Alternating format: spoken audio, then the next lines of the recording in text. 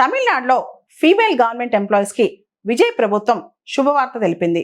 మూడో బిడ్డను గనక కంటే అక్కడ ఫీమేల్ గవర్నమెంట్ ఎంప్లాయీస్ కి 1 year మెటర్నిటీ లీవ్ ఇస్తామని చెప్పి ప్రభుత్వం ప్రకటించింది.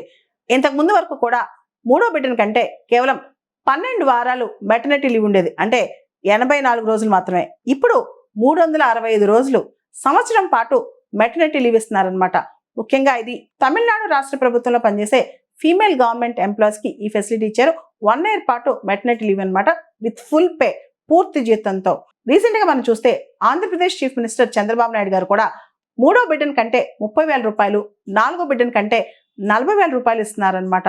మనం చూస్తే కనుక TFR, టోటల్ ఫర్టిలిటీ రేట్ అనేది చాలా రాష్ట్రాల్లో తగ్గిపోతుంది. ప్రత్యేకంగా తమిళనాడులో కేవలం 1.3, కేరళలో 1.3, ఆంధ్రప్రదేశ్లో 1.4, కర్ణాటకలో 1.5, తెలంగాణలో 1.5 ఈ విధంగా ఉంది. అదే మనం చూస్తే కనుక బీహార్లో 2.9, ఉత్తరప్రదేశ్లో 2.6, మధ్యప్రదేశ్లో 2.4, రాజస్థాన్లో 2.3. నార్త్ ఇండియన్ స్టేట్స్ లో టోటల్ ఫర్టిలిటీ రేట్ ఎక్కువ ఉంది, సౌత్ ఇండియన్ స్టేట్స్ లో తక్కువ ఉందన్నమాట. TFR లో రీప్లేస్మెంట్ లెవెల్ ఉండాలంటే 2.1 ఉండాలి, కానీ సౌత్ ఇండియన్ స్టేట్స్ లో అన్ని స్టేట్స్ లో 2.1 కంటే చాలా తక్కువ ఉందన్నమాట. TFR లో రీప్లేస్మెంట్ లెవెల్ అంటే మన జనాభా యథావిధిగా కంటిన్యూ అవ్వాలంటే, యథావిధిగా ఉండాలంటే ఈ TFR అనేది మెయింటైన్ అవ్వాలి, 2.1 అనేది. కానీ చాలా రాష్ట్రాల్లో, సౌత్ ఇండియన్ స్టేట్స్ లో పర్టికులర్ గా TFR బాగా తగ్గిపోతుంది అనమాట.